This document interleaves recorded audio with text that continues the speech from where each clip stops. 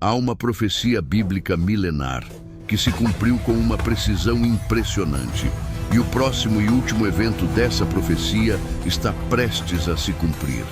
Descubra o que falta acontecer no mundo para que a história, conforme previsto, chegue ao seu final. No segundo ano de seu reinado, Nabucodonosor teve sonhos, com os quais atribulou-se o seu espírito e o seu sono cessou. Então o rei ordenou que chamassem os magos e os astrólogos e os feiticeiros e os caldeus para revelarem a ele os seus sonhos.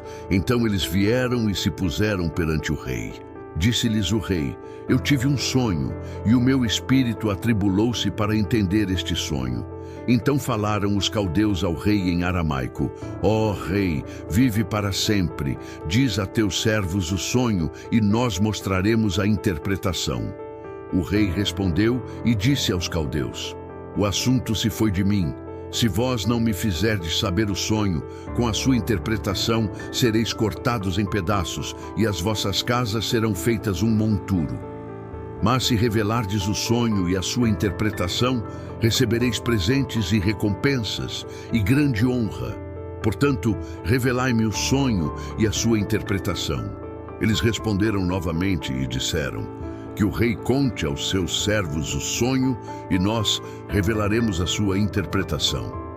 O rei respondeu e disse: eu sei certamente que vós procuraríeis ganhar tempo, porque vós vedes que o assunto se foi de mim. Todavia, se vós não me fizerdes conhecer o sonho, há somente um decreto para vós. Pois vós preparastes palavras mentirosas e corruptas para falar diante de mim enquanto passa o tempo. Portanto, contai-me o sonho, e eu saberei que vós podeis mostrar-me a sua interpretação.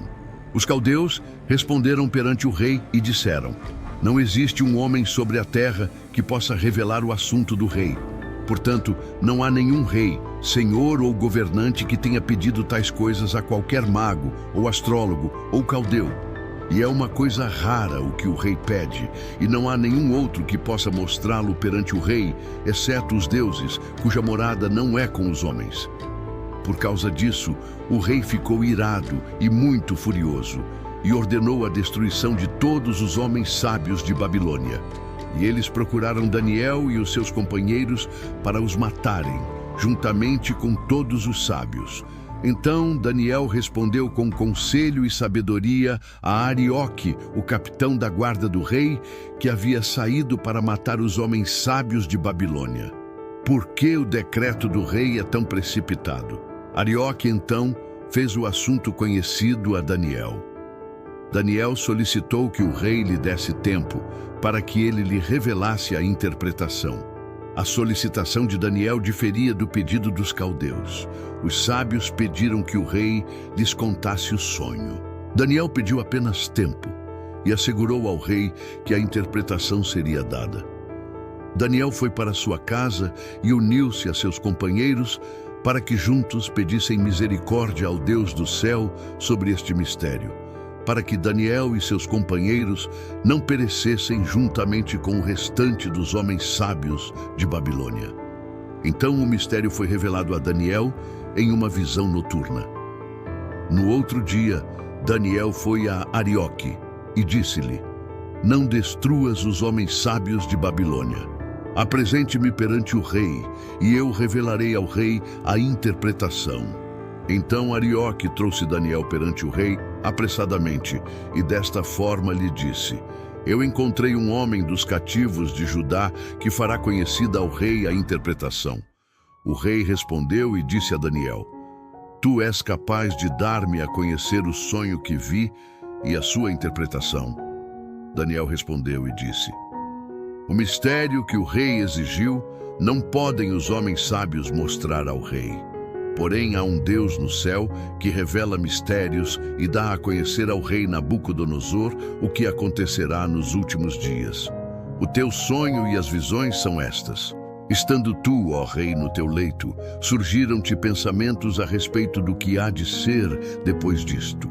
Aquele, pois, que revela mistérios, te revelou o que há de ser. E a mim me foi revelado este mistério. não porque haja em mim mais sabedoria do que em todos os viventes, mas para que a interpretação se fizesse saber ao rei e para que entendesses os pensamentos do teu coração. Tu, ó rei, viste e observaste uma grande estátua. Esta, que era imensa e de extraordinário esplendor, estava em pé diante de ti, e a sua aparência era terrível. A cabeça desta estátua era de ouro fino, o seu peito, e os seus braços de prata, e o seu ventre, e as suas coxas eram de bronze, suas pernas de ferro, seus pés parte de ferro e parte de barro.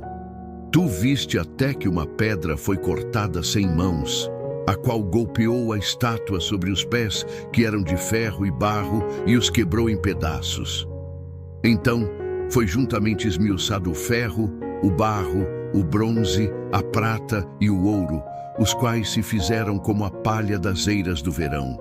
E o vento os levou, e deles não se viram mais vestígios. Mas a pedra que feriu a estátua se tornou em grande montanha, que encheu toda a terra. Este é o sonho, e nós revelaremos a sua interpretação diante do rei. Tu, ó rei, és um rei de reis, pois o Deus do céu concedeu-te um reino, poder e força e glória. E onde quer que os filhos dos homens habitem, os animais do campo e as aves do céu, ele as deu em tua mão, e fez de ti o governador sobre todos. Tu és esta cabeça de ouro. Daniel informa indiretamente ao rei que, no caso dele, tudo aquilo se devia ao Deus do céu, uma vez que foi ele quem concedera o reino e o transformara em governante sobre tudo. O reino de Babilônia, que finalmente veio a se tornar a cabeça de ouro dessa grande estátua histórica, foi fundado por Nimrod, bisneto de Noé, mais de 2000 anos antes de Cristo. O caráter desse império é indicado pela natureza do material que compõe a parte da estátua que o simbolizava, a cabeça de ouro. Foi o reino de ouro de uma era áurea. Babilônia, a metrópole, ergueu-se a uma altura que nunca foi alcançada por nenhuma de suas sucessoras. Nunca antes a terra viu uma cidade como aquela, e desde então jamais houve outra igual. E ali, com toda a terra prostrada a seus pés, se encontrava a cidade, a mais apropriada capital para o reino que constituiu a cabeça de ouro da grande estátua histórica. Assim era a Babilônia, quando Nabucodonosor, no auge da vida, cheio de vigor e conquistas, se assentava no trono. E depois de ti, levantar-se-á outro reino inferior ao teu. No primeiro ano de Neriglissar, genro de Nabucodonosor, somente 2 anos após a morte de Nabucodonosor, teve início uma guerra fatal entre babilônios e medos, a qual resultaria na total destruição do Império Babilônico. Ciaxares, rei dos medos, chamado de Dario, convocou para auxiliá-lo seu sobrinho Ciro, da linhagem persa, no conflito contra os babilônios. A guerra prosseguiu com sucesso ininterrupto da parte dos medos e persas, até que no 18º ano de Nabonido, Ciro sitiou Babilônia, a única cidade de todo o Oriente que ainda resistia a seu poder. Os babilônios, reunidos dentro de seus muros inexpugnáveis, com provisão para 20 anos, zombavam de Ciro de dentro de suas altas muralhas, ridicularizando seus esforços aparentemente inúteis de conquistar a cidade. De acordo com todo e qualquer cálculo humano, eles tinham bons motivos para a sensação de segurança. Nunca, dentro de qualquer probabilidade terrena, utilizando os instrumentos de guerra conhecidos naquele tempo, uma cidade como aquela poderia ser tomada. Mas Deus havia decretado que a orgulhosa e ímpia cidade cairia de seu trono de glória, e quando ele fala que braço mortal é capaz de subverter sua palavra, na própria sensação de segurança é que repousava o perigo. Ciro resolveu realizar por meio de um estratagema aquilo que não conseguiu fazer pela força. E ao saber da aproximação de uma festa anual, durante a qual toda a cidade se entregaria ao divertimento e à devassidão, determinou que aquele seria o momento de executar seu propósito. Não havia meio de Ciro entrar naquela cidade, a menos que o achasse onde o rio Eufrates entrava e saía por baixo de suas muralhas. Resolveu fazer do leito do rio seu caminho para a fortaleza do inimigo. Para isso, a água tinha que ser desviada de seu leito que atravessava a cidade. De modo que na véspera do dia festivo, destacou 3 grupos de soldados. O primeiro que numa determinada hora desviasse o rio para um lago artificial situado a curta distância acima da cidade. O segundo, para tomar posição no lugar onde o rio entrava na cidade. O terceiro, para colocar-se 24 quilômetros abaixo, onde o rio saía da cidade. Estes 2 últimos grupos foram instruídos a entrar no leito do rio assim que o pudessem passar a pé. Tendo sido desviada a água para o lago, o rio logo se tornou possível de atravessar a pé, e os soldados seguiram seu leito até o coração da cidade de Babilônia. Em meio à orgia e bebedeira daquela noite fatídica, as portas que davam para o rio foram deixadas abertas. A entrada dos soldados persas não foi percebida. Ninguém notou o súbito baixar das águas do rio. Ninguém viu a entrada dos guerreiros persas. Ninguém teve o cuidado de que as portas que davam para o rio fossem fechadas e guardadas. Aquela noitada de dissipação custou aos babilônios o reino e a liberdade. Assim, o primeiro império, simbolizado pela cabeça de ouro da grande estátua, acabou melancolicamente. O reino sucessor de Babilônia, isto é, Medo-Pérsia, correspondia ao peito e aos braços de prata da grande estátua. Seria inferior ao reino precedente em riqueza, luxo e magnificência. E um terceiro reino de bronze, o qual assumirá o governo de toda a terra. A Grécia entrou no campo da visão para ser durante algum tempo o objeto que absorvia toda a atenção como o terceiro dos chamados impérios universais. Após a batalha que decidiu a sorte do império, Dario ainda procurou reagrupar os derrotados remanescentes de seu exército e defender seu reino e seus direitos. Mas de toda a sua hoste, não pôde reunir uma força com a qual achasse prudente arriscar outro encontro com os gregos vitoriosos. Alexandre o perseguiu nas asas do vento. Repetidas vezes Dario, a duras penas, esquivou-se de seu veloz perseguidor.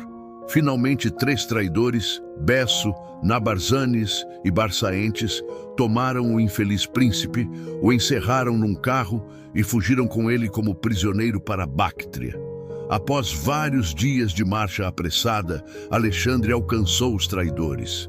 Estes instaram Dario a montar a cavalo para fugir mais rapidamente. Recusando-se Dario, infligiram-lhe várias feridas mortais e, deixando-o moribundo em seu carro, subiram em seus corcéis e fugiram. Quando morreu Dario, Alexandre viu o campo livre do seu último terrível inimigo. Daí em diante podia empregar seu tempo como quisesse, ora desfrutando descanso e prazer, ora prosseguindo em alguma conquista menor. E o quarto reino será forte como ferro, assim como o ferro quebra em pedaços e subjuga todas as coisas, e como o ferro que quebra tudo, ele quebrará em pedaços e ferirá. Que reino sucedeu à Grécia no domínio do mundo, sendo que as pernas de ferro denotam o quarto reino da série? O testemunho da história é amplo e explícito a este respeito. Um reino cumpriu isso, e só um, e esse foi Roma. Conquistou a Grécia, subjugou todas as coisas, como o ferro fez em pedaços e esmiuçou. Os 4 diferentes metais devem significar 4 diferentes nações. Como o ouro representava os babilônios, a prata, os persas, e o bronze, os macedônios, o ferro deve representar outra nação. E ousamos dizer que não existe na terra nenhuma nação a quem se aplique tal descrição, senão os romanos. As armas da República, às vezes vencidas na batalha, sempre vencedoras na guerra, avançaram a passos rápidos até o Eufrates, o Danúbio, o Reno e o Oceano. e as imagens de ouro, a prata ou o bronze que podiam servir para representar as nações e seus reis foram sucessivamente quebrantadas pela férrea monarquia de Roma. Quando se iniciou a era cristã, este império abrangia todo o sul da Europa, a França, a Inglaterra, a maior parte dos Países Baixos, a Suíça, o sul da Alemanha, a Hungria, a Turquia e a Grécia, sem falar de suas possessões da Ásia e da África. O império dos romanos encheu o mundo. E quando esse império caiu nas mãos de uma única pessoa, o mundo tornou-se uma prisão segura e lúgubre para seus inimigos. Resistir era fatal e era impossível fugir. Nota-se que, a princípio, o reino é descrito irrestritamente forte como o ferro. Este foi o período de sua força, durante o qual foi comparado a um poderoso colosso que cavalgava sobre as nações, a tudo vencia e dava leis no mundo. Mas isso não havia de continuar. E enquanto tu viste os pés e os dedos, parte de barro do oleiro e parte de ferro, o reino se dividirá. Porém, haverá nele a força do ferro, visto que tu observaste o ferro misturado com barro lamacento. E como os dedos dos pés eram parte de ferro e parte de barro, assim o reino será parcialmente forte e parcialmente fraco.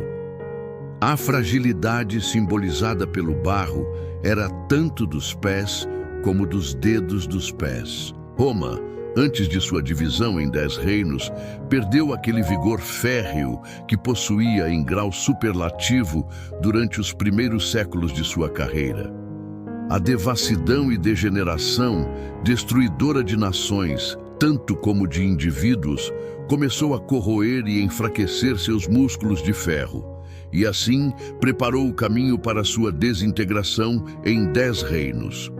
As pernas de ferro da estátua terminam nos pés e nos dedos dos pés. Para estes, que naturalmente eram 10, nossa atenção é chamada pela menção explícita que deles se faz na profecia. E o reino, representado pela parte da imagem a qual pertenciam os pés, foi finalmente dividido em 10 partes. Os 10 dedos dos pés da imagem representam as 10 divisões finais do Império Romano. Esta divisão ocorreu entre os anos 351 d.C. e 476 d.C.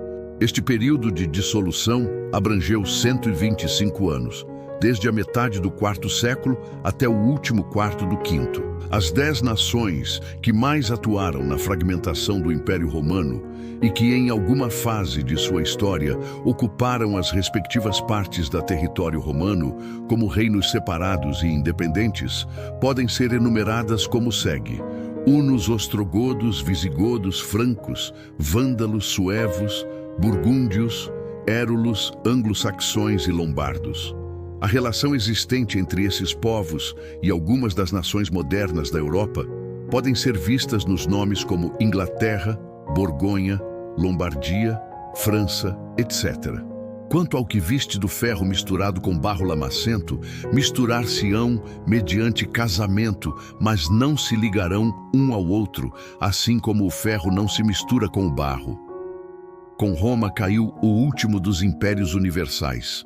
Até aqui, os elementos sociais haviam possibilitando que uma nação, tornando-se superior a seus vizinhos em proezas, bravura e ciência da guerra, os atrelasse um após outro às rodas dos seus carros de guerra, até consolidar a todos num único e vasto império. Quando Roma caiu, tais possibilidades cessaram para sempre. O ferro ficou misturado com o barro e perdeu a força de coesão.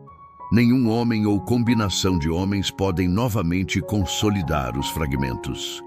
Com esse estado dividido, afastou-se a primeira força do império, mas não como havia ocorrido aos demais. Nenhum outro reino havia de sucedê-lo, como ele havia sucedido aos 3 que foram antes dele. Podem realizar-se alianças, e pode parecer que o ferro e o barro dos pés e dos dedos da grande estátua vão finalmente fundir-se. Mas Deus disse: não se ligarão. Pode parecer que desapareceram as velhas animosidades e que os 10 reinos seguiram o caminho de toda a terra, mas a Escritura não pode falhar. E nos dias destes reis, o Deus do céu irá erguer um reino que nunca será jamais destruído, e o reino não será deixado para outro povo. Esmiuçará e consumirá todos estes reinos, mas ele mesmo subsistirá para sempre. Assim como tu observaste que a pedra foi cortada do monte sem auxílio de mãos, e ela esmiuçou o ferro, o bronze, o barro, a prata e o ouro, o grande Deus fez conhecido ao rei aquilo que acontecerá no futuro. E o sonho é certo, e a sua interpretação correta. Aqui chegamos ao clímax desta profecia estupenda, quando o tempo, em seu voo progressivo, nos levar à cena sublime a que predita, teremos chegado ao fim da história humana, o reino de Deus. Grandiosa provisão para uma nova e gloriosa dispensação, em que seu povo achará o feliz término da triste, instável e degradada carreira deste mundo. Estupenda transformação para todos os justos, da luta à paz, de um mundo pecaminoso a um mundo santo, da tirania e opressão para o estado feliz de liberdade e os bem-aventurados privilégios de um reino celestial. Mas quando se estabelecerá este reino? Será estabelecido quando Cristo julgar os vivos e os mortos. Isso acontecerá quando ele vier em sua glória com todos os seus anjos. Não dizemos que o tempo exato é revelado nesta ou em qualquer outra profecia, mas a aproximação dada é tal que a geração que há de ver o estabelecimento deste reino com segurança notará que se aproxima e fará a preparação que os habilite a participar de todas as glórias do reino. O tempo desenvolveu plenamente esta grande estátua em todas as suas partes.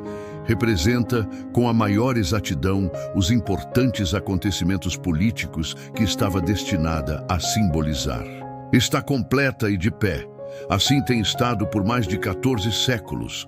Aguarda ser ferida nos pés pela pedra cortada do monte sem intervenção de mão alguma, quer dizer, o reino de Cristo.